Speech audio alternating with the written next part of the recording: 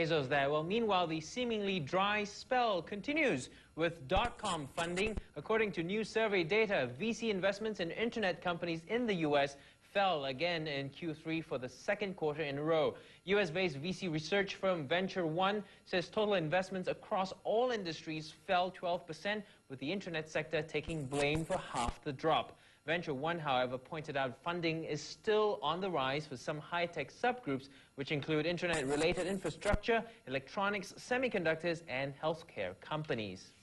Well, here in Asia, it's pretty much the same picture. Billions of dollars await startups in VC coffers, but you'll need the right business model to taste any of that. CNBC Asia's Jane Ong finds what backers are looking for at this week's Internet World Expo in Hong Kong.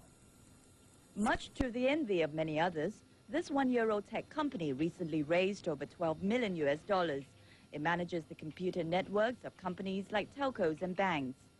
More importantly, net tasking is the flavor of the month for investors. They are now more interested in investing in companies with more related to infrastructure or companies who have their own technologies. And for net tasking, we fall into both. So once the bubbles burst for B2C, they move to B2B. Once the bubbles burst for B2B, they move to structure. Once the bubbles burst for optical fiber. So if you're in the business-to-consumer or B2C business, does that mean you can forget all about raising funds? This venture capitalist says no. For him, the main criteria for assessing potential is still the management. Do those people who are starting up have that relevant experience in those industries?